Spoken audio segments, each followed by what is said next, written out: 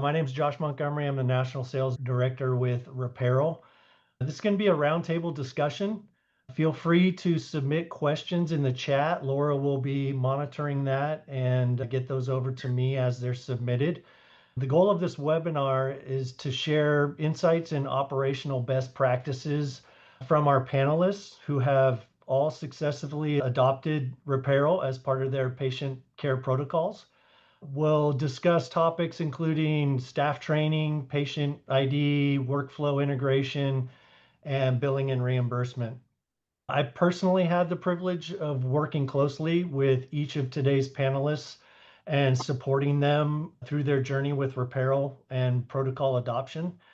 And what makes this discussion today especially valuable is each panelist brings a different perspective from our physicians on the call and their decision-making process on the day-to-day, and then operational realities of managing DME programs with our esteemed DME providers, Alec and Mario.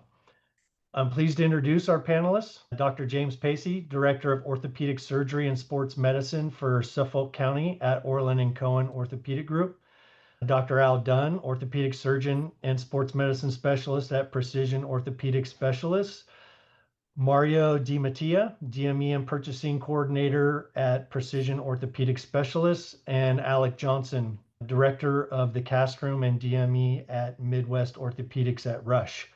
Thank you all for being here and willing to share your experiences with Reparel. To start off, I'd like to get each of you to briefly let us know how long your practice has been utilizing Reparel, and from your perspective, what gave you the confidence in implementing Reparel early on?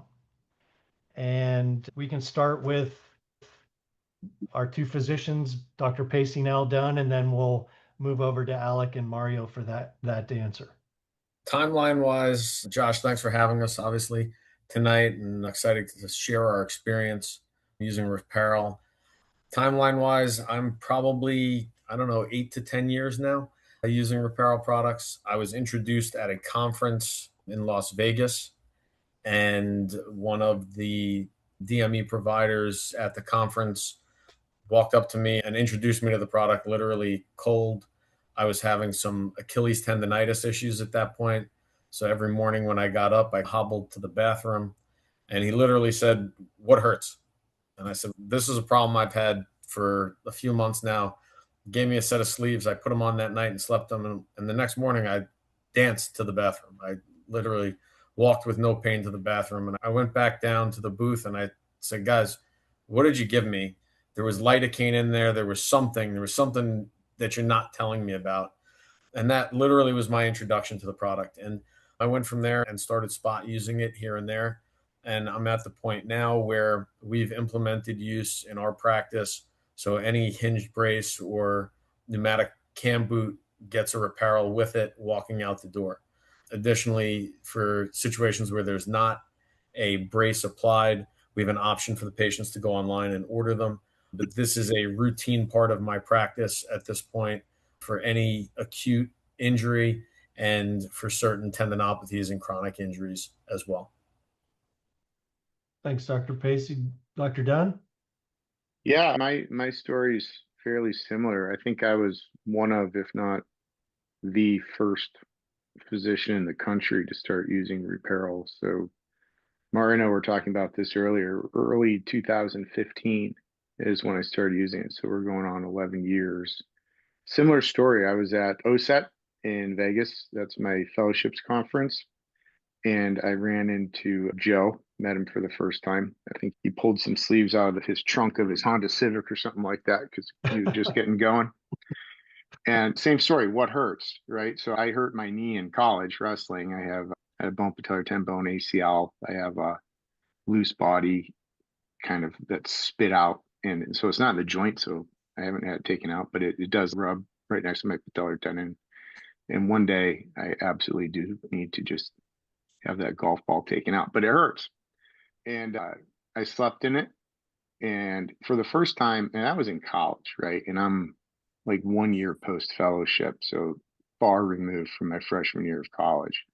But every morning, getting it up, getting it moving, it hurt, right? And it didn't hurt, right? The same type of magic voodoo science. I was like, what the heck is this? And I was just starting my practice, so very skeptical about things. So I was like, give me 10 sleeves, or was it 10 or 12, Mario? It's somewhere around there. I'm not Yeah, quite sure. give me Yeah. 10 or 12 sleeves, right? And I went back to my practice and I found the worst knees were in farm country, right? We've got Amish. These are working man knees, right? They're just horrific knees. And I tried to pick people that are ornery, the one that you'll never make happy. They show up and they don't want surgery. They don't want an injection. They don't want therapy. They don't want a brace. They just want you to magically make it better somehow, right? And we just gave it to them, right? No charge. They're donated to us anyway. And just when we asked that, they take a phone call at 2 weeks and 6 weeks, and then at 3 months. And so Mario made those calls for me, and all but two were like, "What is this thing? It's magical." And from that point on, I was like, "We're sold."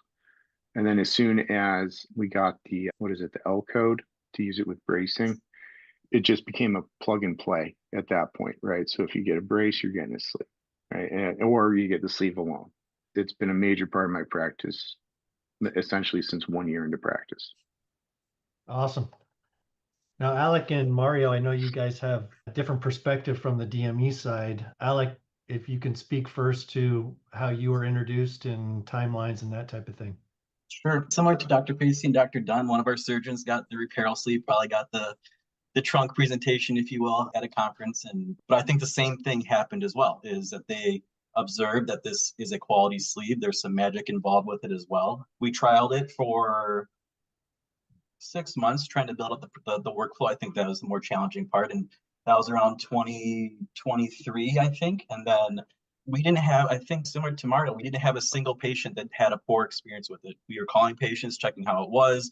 I was working closely with the practice as well as getting their feedback. And as we were seeing really good feedback, and we then coupled it and I built it out across all of our sport medicine doctors. So for all of our post-op knee braces, 2024 is when we really hit the ground running, because we found the proven concept in 2023 and then we built it out. So similar to the guys here, all of our post-op knee braces, we have it built out into the order sets, and then same for all of our offloading and functional braces.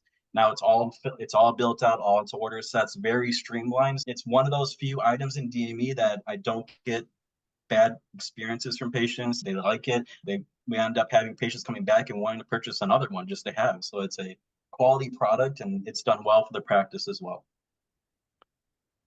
Yeah, and Mario, I'm sure you have a very similar situation. It seems that, and I've been experiencing this myself, is you introduce it, or we introduce it to physicians, get their buy-in, and then they bring in their DME department. And tell us about your story with Al introducing you. So we first started this, it was probably within a few months of actually me taking over the DME program after our previous coordinator left. So by the time I really took over, Dr. Dunn was already in and we were making calls. I'll never forget one of the first patients I called.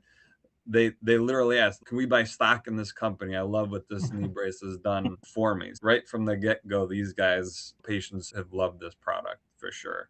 So it wasn't so much I didn't get the trunk presentation. I almost feel left out, but Dr. Dunn comes in and says, "This is awesome. Check it out. We're going to run with it." And haven't really looked back since. Awesome. To be honest with you. Now, moving into, Alec, you mentioned workflow integration. What did that look like for you specifically when you first started bringing this on? I know we had Dr. Chawla come on board, and then you had to introduce quite a few doctors, and then working it into your workflow and protocols. What's that look like?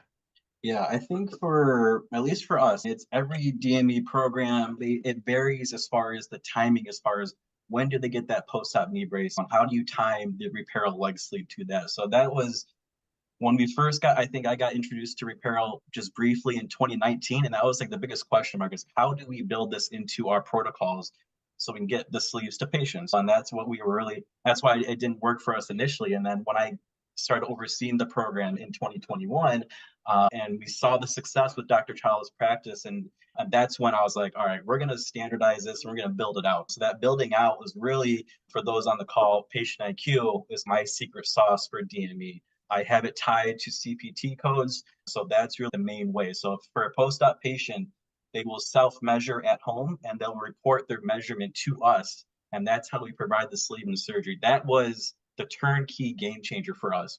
I could not figure out, because most of our pre-op patients, they're not coming to see us preoperatively. There's no need to get a brace preoperatively. It's going to be provided at the surgery center. So I was like, how are we going to have a patient come in simply just to get a sleeve? In addition to that, we're not going to build the brace at that time as well. So it was really creating a lot of question marks, and patient IQ was really that game changer for us. So that's how I was able to scale it while also being able to sell it to our surgeons as well, because at that time it was 8 surgeons that were going to be using it. And I was just like, I'm not going to add more to your team's plate. We will handle this from start to finish. And that's really how it scaled. And then you add in the underbrace sleeve on top of that. That was turnkey day one, because I built it into all of our order sets. So anytime any practice prescribes a functional ACL brace, a functional PCL brace, an offloading brace, that sleeve is already built in there. So it's automatically being spoken to with the patient during brace measurements. And it's been one of those, once you find what's unique to your practice, how you do your post-op dispensing for bracing, from the leg sleeve perspective, that's how you really change it. And then how you dispense your offloading braces is more of the easier method to go, but both are very attainable to do. Fantastic. Now, hitting on that topic for our physicians on the call, Dr. Pacing, Dr. Dunn, when you're identifying these patients, we've got protocols talked about with Alec and Mario as far as adding it onto bracing. How are you identifying these patients and getting them to the DME department? Is there a workflow that you're involved with, educating the patient? Is it your PA, staff members? What does that workflow look like as far as who's educated and how's it getting to Mario and Alec at the DME level? Yeah, it's really just part of the patient conversation. It's part of their visit, right? What's their problem? What's their diagnosis? What's your proposed treatment course or options of treatments if it's something truly elective? And then if they get a brace, I bring up the sleeve. I just say the brace comes with a sleeve, and then I speak briefly about the sleeve.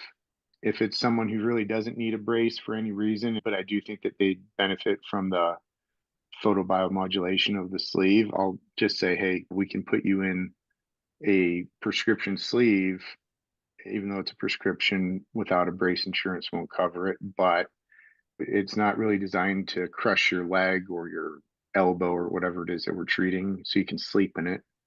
It helps increase blood flow to the area, dissipates inflammatory markers. And I tell them, it's not like, it sounds like it's magic. It looks like a silly piece of black cloth, right? It doesn't look like anything fancy, but it's like what goes into it that makes it work. And I'll just tell them, like, basically your body produces heat. The heat's going to bounce off the fabric, go back to where it came from, and it's going to change it to like a laser therapy almost, right? Like a low level laser therapy, near infrared. And some patients are more affluent than others, right? And they'll ask questions thereafter, right? And then you can nerd out with them if you want to on the science. And other patients are just like, fine, I'll try it. Our practice is built where the DME department essentially comes to the room to see the patient, not necessarily we send them to the department, right? So we're small enough and nimble enough. So some patients will just be like, try one on, walk down the hall with it on, see what you think. And 99.9% of them, I would say, leave with one on for this, that, or the other issue. Yeah. So I think Dr. Alan and I have Pacey, a similar experience, little slightly different setup.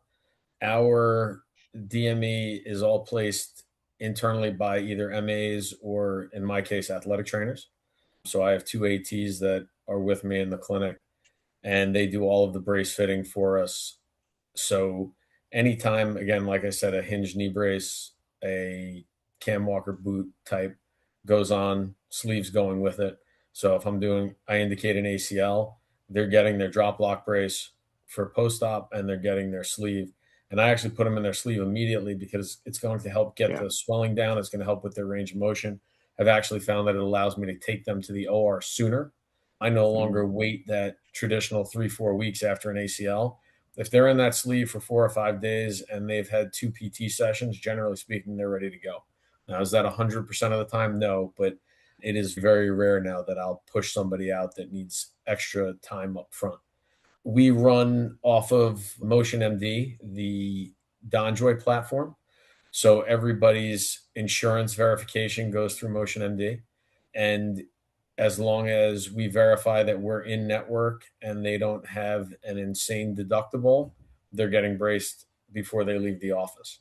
There's a small percentage where either we're not in network for DME, where we'll send them to an O&P shop, or for some reason their deductible looks wonky in the system, and to not have to deal with the conversations of a $1 billion copay, we send them to an O&P shop and let them deal with that. But in that situation, we then give them a slip for a Reparel to go online and acquire the Reparel. It allows us to be more fluid that way, decrease patient complaints, so to speak, and keep our compliance up as well. Yeah, we do our post-op braces pre-op as well, just because if you operate at a hospital system that's not part of your practice, you'd want to capture the DME for your practice if at all possible. Go ahead. We have a surgery center that is part of our practice, and so we don't issue DME if the surgery is being done there, because it's still part of our practice essentially, but they still get the brace just like they would up in the clinic. Yeah, it's a great point for Alec to maybe chime in on, because multi-center location, right? And you're dealing with surgery centers and in-house DME. Is there a way you've operationalized that aspect as far as post-op leg sleeve versus functional knee brace undersleeve dispensing? Most of ours we're operating out of ASCs, so I have them stocked in all of our ASCs. That's the essence of patient IQ, is like we have like the Reparel sleeves are not cheap. So if you miss 3 of them and you're eating the cost of 3 sleeves, it adds up for sure. So I work closely with all of our ASCs to make sure we have training, making sure we're grabbing the right ones. Josh, you worked really well with my team as far as making sure it's clearly identified. This is for this patient, so very controlled inventory, if you will. So training is a big part with the ASC staff, both with the surgeons here. It's also with that buy-in with the surgeons too, like bringing that up to patients pre-operatively. I think is a big part of it as well. Yeah, most of the dispensing, the leg sleeves, it'll happen in DME sometimes, but generally I would say 95% happens at the ASC. The underbrace sleeve, that will happen at the time of when the offloading or functional ACL brace is picked up in our DME. So for me, I'm a DME department where it's a separate suite, similar to an MRI suite, where patients come to us and we do the fittings there. So I have everything stocked there. The sleeve is ready for the patient at the time of the brace pickup. So it's really well coordinated in that respect. Really, once you get that workflow narrowed down and how to best deploy each product, because even from a self-pay aspect as well, I would lean on Dr. Dunn here and say, if there's a self-pay product that you really believe in, you really like that elbow sleeve, make sure it's coming up in the dialogue with the patients when you're in the office with them, and then they'll come to DME. Hey, Dr. Dunn sent me over here to check out this elbow sleeve. That's how you convert self-pay products. Patients is coming in looking for items, it's not successful. So having protocols tied down to what you're doing, I want to be locked in with each surgeon that we work with, as far as so we know they know exactly what we're prescribing, what patients are getting, and that's how everything kind of builds from there. Yeah, I think a great example of that is a tennis elbow package, right? Yeah. We call it the kitchen sink. You get a wrist splint to wear at night, you get a Reparel sleeve, you get a counterforce strap, right? Those 3 things are automatic. You're going to get a script for an oral anti-inflammatory. You're going to use a topical over-the-counter anti-inflammatory and a PT script. Have a nice day, right? And if you can hand them all of that before they leave the building, your compliance rates are going to be phenomenal, right? Yeah. If they have to go online, it's 50-50 if any of those things are going to show up. And that's how DME works, is building protocols. Even if it's something as simple as a tennis elbow package, still building that protocol. That's how you build on top of that. If we saw 1,000 patients for 1,000 tennis elbow packages, that's where you start building on it. Not just the patients coming in, I'm going to get the elbow sleeve, or I'm going to get the tennis elbow strap. Building that protocol around a diagnosis, that's where I really enjoy the aspect of building out protocols within DME. Yeah, I've noticed that on my role, these packages, post-op packages, and bundling a lot of these items has become very popular and successful. Now, looking at the training of staff, what makes Reparel feel like an add to and not one more thing that your staff has to work with. And I know they're being asked, and you're being asked as DME providers to add things all the time, right? How has Reparel supported you and helped you through that process to make this feel like this isn't a huge workflow lift? It's something that it's an add to the patient, to the practice, and not time consuming and a pain. I think the one thing you did, Josh, and I think Eric's on the call here too, is you guys set me up with some welcome packages as far as the different offerings that Reparel has. And I provided the majority of that to my staff, the DME, to get some buy-in for, to say, wow, this actually works. I think, and just getting some understanding of the product. And so them seeing that how this can elevate their post-op knee brace or that offloading knee brace. Yeah, I think that understanding that element for it, I think, was a big part. And I think it's a great thing that Reparel does, is it's kind of that welcome package, if you will. Because it's hard to, I think, to Dr. Dunn's point, is it's like, this is just a black sleeve. What is this going to do here? But when you actually use it on the elbow, I think you guys have a nice elbow sleeve, you have a nice arm sleeve, you have the leg sleeve. I hand those out throughout the department and say, hey, take a look at these, try them out, see what you think about them. And overwhelming positive experience as far as the staff that use them. My staff are majority athletic trainers. They're active, they're doing stuff. So having them use it, I think that was really for me, because I do get those requests quite regularly as far as, Al, can we look at this? Can we bring this in? Yes, I'll evaluate it. This is one of the easier ones to evaluate because we had the buy-in from the surgeons, but also the staff too. I think they liked it as well. And that's why it's continued to be a mainstay product for us. Yeah, I would say a similar experience, especially the athletic trainers or scribes even, right? These are young, healthy people that are out active and getting beat up. And how many of them put a sleeve on and get through the day at work? And then the patients see them walking around the office in them even. So that makes it an even easier sell when your staff is walking around in the product. Sure. Yeah, we're very liberal with sampling and to get product on not only physicians like Dr. Dunn and Dr. Pacey tried it before they ever started, right? But getting staff involved and seeing if they have any issues that we can help with. That personal experience really sells this product. And to that note, maybe Dr. Dunn or Dr. Pacey can talk to, this is a medically validated product and it's got scientific backing. We don't want that to go unnoticed in this DME discussion, but it is important for our listeners to understand what are the outcomes you're seeing with this product. I know we spoke to it a little bit earlier in this conversation, but what type of patients do you see this working best on outside of pairing with bracing, but just outcome-based type of information? Yeah, I think honestly, with the exception of a primary autoimmune inflammatory arthropathy, I think that's the one where we don't see as reproducible a response. So like you almost see brittle adverse effects almost. sometimes. Yeah, where like a really bad rheumatoid who's not controlled on a DMARD med or whatever, they don't respond quite the same. But that's probably their biology, right? It's the way the sleeve works. Yeah, if you're bringing blood flow to that area, it's gonna bring a little But bit ill effect. literally, other than that, any inflammatory process. I just used it on my son. My 10-year-old just avulsed his deep deltoid in his ankle playing soccer. Right, he's got a little fleck on his X-ray on his medial mal, and I put him in a kind of one of our ankle sleeves fell off the truck, and I kind of found it, and it found its way onto my son's ankle. Right, and the deltoid's a big, strong ligament, especially in a 10-year-old. Right, it takes a substantial amount of force to rip that thing off the ball. And in 2 days, his pain was gone. It wasn't Tylenol, it wasn't Motrin, it certainly wasn't ice and elevation, right? He's 10 years old. I can't keep him down. It went away. The pain went away. He's still not ready to play completely, but the pain went away incredibly quick, right? And with that, just from a basic science standpoint, is if you can kick something, inflammation is your very first step of healing, right? We always label it as being bad, but it's not bad, it's necessary, right?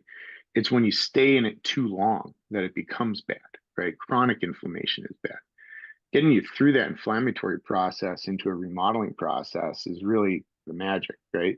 And that's what technology like this helps to accomplish, right? Is you get past that wildfire. Now you've got your controlled flame that's doing the work, right? That's what you want. So I use it pretty much anything. I do some absolutely wild surgeries. I do very big, absurdly big knee surgeries, right? And I put it in all of them. If they don't have it, my life sucks because then it's really difficult to manage that patient on the back end, right? Yeah. But if they do have it, it makes my life, it makes our therapist's life, it makes everyone. Like, it just makes it easier. And it seems like a silly thing, but it's not. It's actually very real. I would agree with Al. I use it pretty much universally. The reality is we have great science behind it, from the original studies at the Colorado School of Mines looking at the wavelength response to the basic science study that we did in rabbit Achilles, where we literally showed realignment of Achilles fibers in the treatment group that did not happen in the sham group, and a healing response and a biologic response that I think was actually better than any of us expected to see.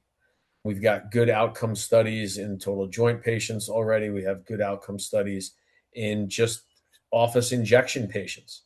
My study on knee arthroscopy with meniscus surgery is coming to an end here shortly. So we'll have data from that soon. The Reparel team has been very supportive and really promoted doing research because they believed in the product and were willing to put money behind it in doing the research to prove it out. What we see anecdotally in the clinic, we know that they work. We certainly wouldn't be using them 10 years on, right, Al? Yeah. If we didn't see the results that we have, but we have published papers and we have more coming that support using the product. So this isn't something that your patients are buying off of Amazon. This is the real deal, and it has real science behind it. Dr. Yeah, I Pacey, I think, know you've seen your post-op follow-up patients. Can you speak a little bit to what after that first week, as far as inflammation, range of motion, bruising, all that stuff that I know you've spoken about before? Yeah, so I think, as I mentioned earlier, even pre-op, it's a huge difference, right? So I do somewhere upwards of 200 ACLs a year. So I get a pretty good swath of looking at knees every year. And what pre-Reparel, what we saw to what we see with Reparel, the turnaround time and their ability to be ready for surgery. And that's range of motion to 120 degrees, decreased inflammation. We don't want edema down into their leg. That stuff is gone by the time they get to the OR a week or two later now. It's not even a question.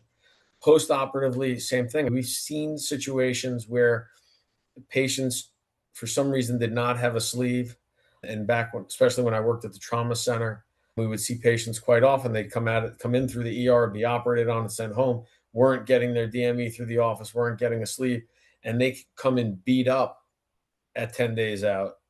And then we put them in a sleeve, and a week later, they look like a different person, right? And that's not an uncommon thing for us to see. Fantastic. And I know we have some DME personnel on this call, but a lot of distributors as well that would be interested in Alec and Mario's perspective on the billing and reimbursement. This is the low-hanging fruit for us, right? Adding it to bracing. Your experience with billing reimbursement, where you're seeing it covered, maybe some obstacles that came up along the way. Sure. Not too many obstacles, honestly, from an insurance coverage standpoint. I think for me, how I perceive Reparel for my practice is it's not a margin driver from each perspective. It's more of a volume grab for me. So for us, when I first rolled it out, I did a nice presentation for our sport doctors. You guys, we dispensed over 1,000 post-op knee braces last year. We can tack these onto each of those, and this is what we can achieve from there. So at least from like that, I've seen good coverage for our mainstay payers in Illinois. I think it varies as far as what the actual reimbursement is. The main key aspect of it is it really needs to be dispensed with the brace. I've seen times where we have dispensed without. Coverage is spotty. Sometimes it's there, sometimes it's not. But when you're prescribing and providing with the post-op knee brace, L1832, L1833, L1843, 45, 46, all of those style braces. The LCD 51, is clear. 52. Yes, it's clear in the LCD on Medicare that this code is covered. So I think that's the main thing is I'm not adding on an additional expense for the patient. if this is done correctly, the coverage is there. And I track all of our stuff almost religiously. So if it was something that we were in the red with, or if I was getting just patients calling us back and saying, hey, my insurance accepted the claim, but they dropped it in my deductible. So I'm not even seeing at that extent of it. So I do see good coverage. So from a reimbursement standpoint, from a payer standpoint, from at least from Illinois, including Medicare, I do see consistent coverage across the board. Now, state plans like a Medicaid, I don't try and bill there, but at least our UHCs, our Aetnas, your Cignas, Blue Cross, obviously, good coverage there. Work comp pays for it every single time. Now, I've heard some DME providers and potentially some of our distributors asking, is there a prior authorization required, medical necessity, or any of that required when billing this? Yeah, that's the unique thing. That's why I really like Reparel, because how I present it to our doctors is you don't need to add an extra line into your documentation to support Reparel. There's no medical necessity required for it. You're going to get the medical necessity through the brace. So that is that really nice key point. And I'm glad, Josh, you noted that as well, because that's how I sell a lot of the stuff to our doctors when we're trying to build something into our practice is what is the workload going to be for the practice? I want to manage that and mitigate that as best as possible. And that's how Reparel did really well for us. I'm going to do all the work for you. I'm going to put it into your order set. You don't have to click anything. It's just going to be there. You just have to recommend it. You just got to mention it at some point. And that's as simple as it is. So it's a no-brainer, frankly, for me, how I view Reparel, because it's such a low-hanging fruit. If you're doing these type of billings with L1833s and 43s and 45s, you got to be doing it because it's going to improve the patient experience overall. And I think that's part of it, right? I have to be honest. A lot of the patients we prescribe braces to, they don't come back with the brace on. They come back with their sleeve on. They're long done with their Playmaker or their hinge knee brace for their MCL sprain, but they're still wearing their Reparel because the rest of their knee just feels so much better, right? And that's not an uncommon thing. And again, if you're giving out that proper brace with the proper L code, this is a cash cow on top of it. And I'm in a practice where I don't see any of the money from DME that goes into a central pot. None of that comes home to me personally. So I don't have a financial incentive personally to use this, right? I use it because it's the right product for my patients. Now, does it help with the bottom line for the practice? Absolutely. But I'm not taking any of that money home. Mario, I want to get your perspective on this as well. Yeah, I was going to say the visibility in the DME software that we're, kind of able to give patients fee schedules in real time is also a huge selling point, that we could get it to them. There's not going to be too much of an additional cost. And that's being verified by the different software that we're using. And that's a new addition to Precision within the past couple months. So that's been a nice added feature. And just you can see Dr. Dunn is very passionate about these sleeves, and that's half the battle there as far as getting these patients to get on board with these sleeves as well. Audience, I just want to remind you, if you have any questions, put them in the chat and we'll put those out to our panel. But one of the most important aspects of my position is successful integration and scaling, and you guys have all done that very well. What would you say is the most important aspect of this for a new or existing Reparel user that wants to integrate this into their practice or grow it within their practice? I would say, speaking as a smaller clinic, everyone's mentioned protocols, and not a lot of our guys have this built into the protocol like Dr. Dunn does. So having a good protocol in place would be essential. It doesn't make it feel like an add-on. It's part of the process. I'm a big advocate for building out the protocols like Alec has mentioned previously. Is there anything in particular you did to implement that? I know Alex spoke a little bit to it about integrating into his systems.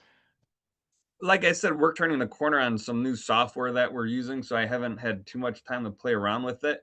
Luckily, the physicians that I work with trust in myself and the staff enough. If they may miss something, we're there on the back end, whether it's after they've made the decision for surgery or at a DME fitting. We're there and can offer these products if somehow it slipped through the cracks at the initial meeting with the physician. Yeah, and sometimes, so I have primary care sports med partners, right? And so sometimes, like an acute injury, they'll be seen by them first, worked up, and then sent over to me for surgical intervention. And they might have gotten a T-scope brace with my primary care partner, but they didn't issue a sleeve, right? But you can always issue a sleeve later if they got the brace through your practice, right? It doesn't have to be Yes. at the same time, and insurance still covers even then, right? Ohio, I'm assuming like Illinois, we really haven't had much issue with it. I think it was, when did we actually do that breakdown? It was like during COVID, like during the heat of COVID, we did breakdown. Right. Yeah. And I Yeah, where mean, we broke out individual insurances and yeah, they all did pretty well.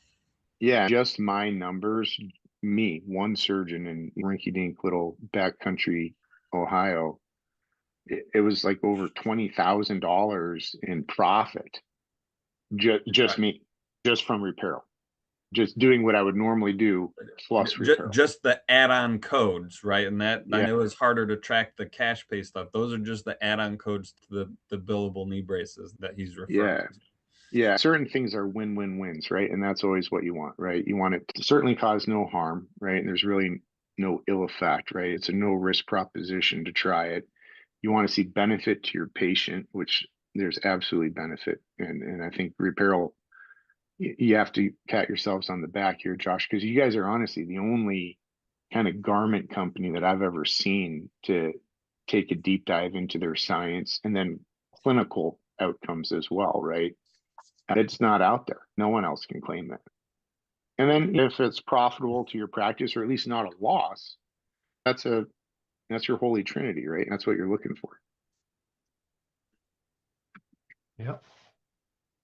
Now, Alec, along those same lines, we're talking about initial physician implementation. I know I had spoke earlier about meeting Dr. Chawla, getting his interest. What was the introduction to Dr. Cole and Dr. Yankee and the other physicians that eventually came on board? What was that process like, getting basically the whole practice to be involved in this and agree to the protocols that you've put in place? Yeah, for sure. I try and work really closely with all of our surgeons, especially those that really have a good interest in working with DME, so really trying to build on collaboration. I think what I did was with Dr. Chawla, he was kind of like that surgeon champion. I think it's really important for a DME program when you're trying to implement something that you have your surgeon champion behind it. So we worked with him, like I said earlier, for like around 6 months or so, just making sure this is a proven concept, that we have good patient feedback, because we were contacting several patients and getting their feedback on it as well, because it was very new to our practice. Once I saw the value there, I saw the reimbursements were consistently coming through. That's when I put together a presentation. I presented first to Dr. Cole, our managing partner, and then from there, I really put a presentation together for the sport medicine surgeon group, as far as these are all the L codes that you did that would qualify for this sleeve. Here's some good data points for you. Here's reimbursements, here's net figures. And for me, I let the data talk. I'm not trying to kind of like manipulate data. It's very clear data. It's very actual data. It's not projections. It's the actual braces you did. And we can couple this with that sleeve. Like we said before, it's simply just an add-on. So it works really well in that respect. I have the trust with our surgeons quite a bit as well. So I think that there's some value there. But from the presentations I've done in the past, this is one of the easier ones, truthfully, because it's such a kind of a plug and play, if you will. There's not much required for it, but the data, I believe, was definitely a big part of it. And having a surgeon champion, I think, was really helpful too. Josh, there's a couple questions in the chat. Yeah, I can tackle a couple of these for sure. Yeah, I can see the first one is asking about, it says specifically the shoulder support, but about when to put the dressings and sleeves on post-operatively. And I think it depends on what the procedure is and your comfort level. So in our study right now, where we're doing just meniscectomies, they have 2 arthroscopy portals. We're putting a skin bandage on, essentially tegaderms, and then we're rolling the sleeve right over in the OR. I know in some of the total joint studies, and one of my total joint partners, he does the same thing. He puts an occlusive dressing on, and then the Reparel goes on right over the occlusive dressing in the operating room. For our ACLs, I put more of a bulky Jones type dressing on my ACLs out of the OR. But once they're out of that, within 48 to 72 hours, they're into their sleeve. So for a shoulder, I think it would be similar. Probably a big arthroscopic shoulder case, you may want to wait a couple days for those incisions to stop oozing before applying it. Maybe a shoulder arthroplasty where it's more of an open incision and not an arthroscopic incision. You could put it on right in the OR if you're comfortable doing that. Yeah, I would say as well, our total joint doctor, he puts it on immediately in the OR as well for that uses it. And I think as well for some of them, it's 48, 72 hours for most of those too. Yeah, there's a question there about self-pay. I can whether tackle you're doing that it internally or sending them out. We send them out.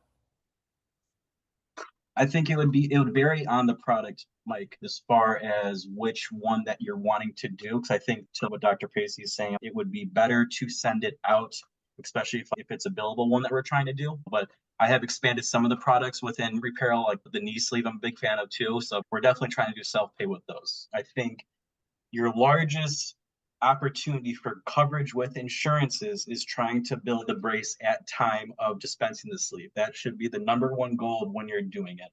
However, there's certainly caveats to that. I've dispensed with a knee immobilizer and found coverage for it too. So I think there's definitely some nuances, but I think the overarching theme is build the protocol first. And then if you have those those instances where we can try billing at this one, or it might be better to go self-pay through the online retailer or through us, depending what your model is. But you should really try to build that protocol first. So at least you're capturing 95% of those patients through the protocol you have established. Were those the only two questions? There's one more that says, my understanding is that the Reparel sleeve is classified as a brace undersleeve and must be billed in conjunction with the qualifying brace. Yes. Could you please clarify whether Reparel sleeve can be billed separately? Oh, that's not what I noted here. It's up to you. I think that's the main thing that you have to take away from this call. Is up to you how you operationalize it. I typically avoid it. You can. It has an L code. There is a way to bill it. I'm not going to bill an A code to an insurance plan. You're not going to see coverage for that even consistently for it. But with an L code, you can certainly try. However, as it says in the LCD on CMS's website, when it is billed in conjunction with an L1832 or higher, that coverage is there. So that should be your standing goal, is that when we are dispensing the leg sleeve or an underbrace sleeve, that is being provided at the same time of the brace.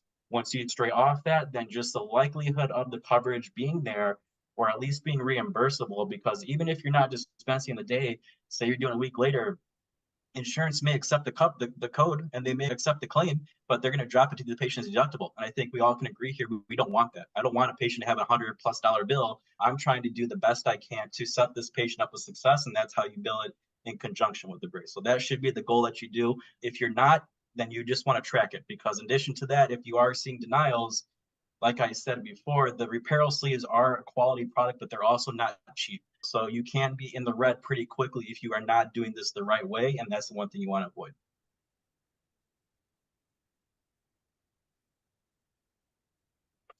So last question from me, if we don't get any from the audience, would be to wrap this up and give any advice for practices looking to grow and new practices. Any advice you would give to these types of practices in getting started? And would you do anything differently from how you started on your side? And we can touch everyone on this. I'd say first off, be organized, right? And have a plan to roll this out. I love what Alec talked about in terms of giving a presentation to the physicians. Give the presentation to the physician assistants, the nurse practitioners. Make sure the non-operative physicians are aware as well, because there's a lot of upside and money to be made there. But go in with a plan. Don't do it haphazardly, is what I would say. Has Reparel supported you in that venture, Dr. Pacey? 100%. Introducing the product to my partners, like you said, Josh, we're a practice that's all over the place. We have offices literally now from Manhattan to Southampton and pretty much everywhere in between. We're never in the same place at the same time. So Josh rented a car and drove all over Long Island to speak to my partners. And the team from Reparel is more than happy to do that. And our KOL group is also more than happy to pick up the phone and hop on and talk to your groups and talk to your surgeons about the successes that we've had. Yeah, I think the biggest thing is the hardest action is usually your first action, right? So getting started is always the hardest thing to do, right? I would, if I had to, it was different when I rolled it out, right? It was, I want it. We're small, we're nimble. I got it. That was, I wish it was like that. Now our practice has kind of undergone some administrative changes, and now I need to give a blood sample and a DNA sample to get any type of traction on anything, and sacrifice a chicken and whatever else it is that I need to do, but not overcomplicating it. It should not be a complicated process. It really shouldn't.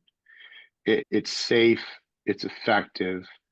There's no downside, right? And it should just be something that you can really just plug and play, right? If they have a knee, which type of sleeve do you want going with which type of a brace? Order, set, click, auto select, boom. You get an unloader, here's an undersleeve with it. You're getting for the Roadrunner or Playmaker, I use the knee sleeve, right? If you're getting a T-scope, that's the post-op sleeve, right? And it just make it simple. Don't overthink it. Years ago, I put together protocols like on those use questions. I'm assuming that you guys still have them.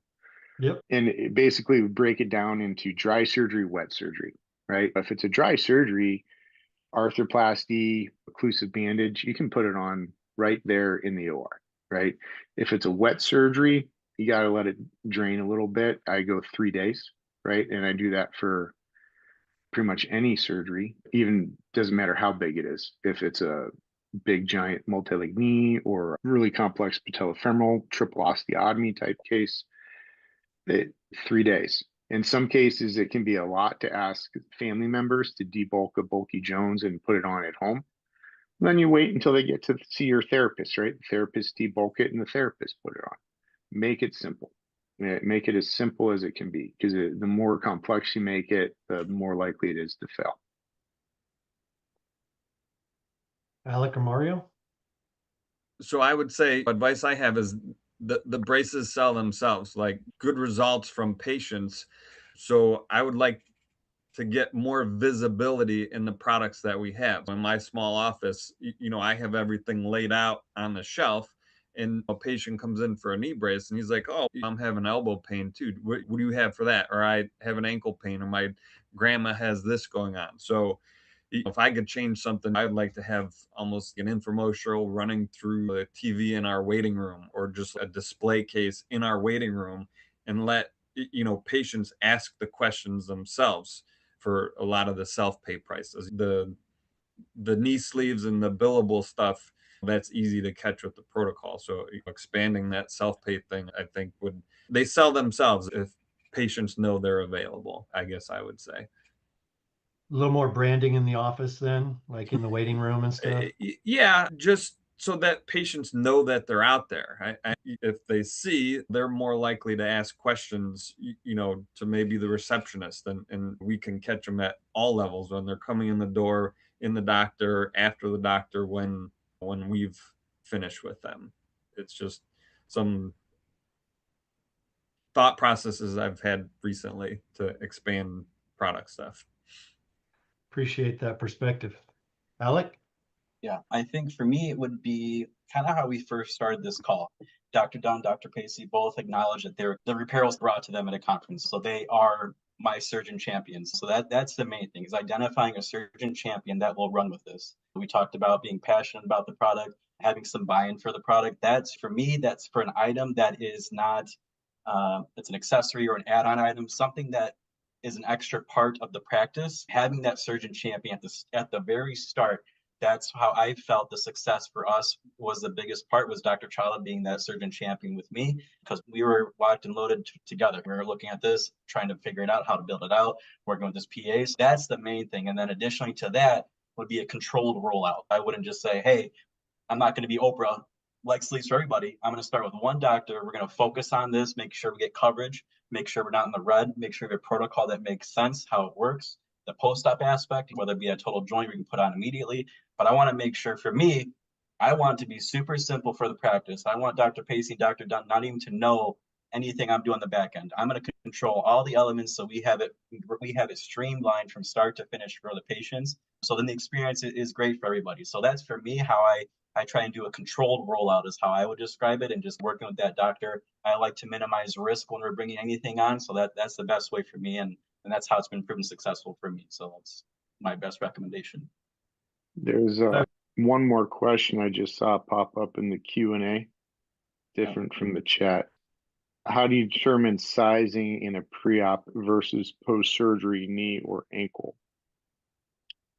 I think for Reparel, they do have some kind of religious freedom in the sizing range. It is pretty opened up, so I think you have some flexibility there. For us, our patients are measuring preoperatively, so they're measuring 4 inches above the knee and they're reporting their measurement to us. But even still, I think the nice thing with Reparel, there is a bit of a range with that. So even if we identify a patient, they say, I don't know the offhand, but say the medium end was 20 inches and the large starts at 20. If we see if that patient reports to us 20, my staff knows we're going to size them up and provide them with the next size up. So I think identifying that, again, it's important to have the staff trained. So doing that is really important.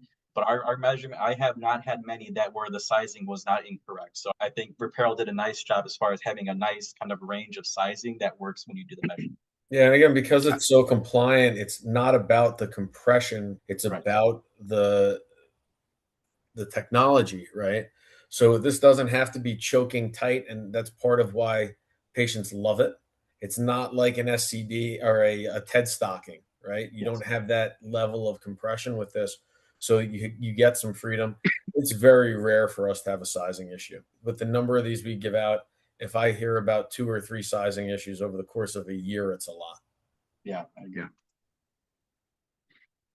I appreciate your time today, guys.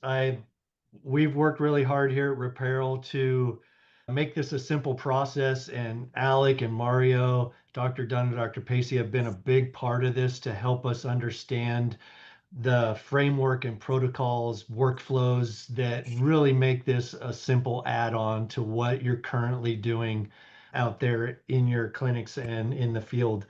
We're here to support and happy to jump on calls with anybody that's interested in learning more or diving deeper into any of these topics. If you have additional questions, please submit them via email. You're going to receive a follow-up email with a recording of this. And we want to make sure that you have all the information needed to be successful in implementing Reparel. Thank you again to our panelists. I appreciate your expertise and being on this call, and have a wonderful day.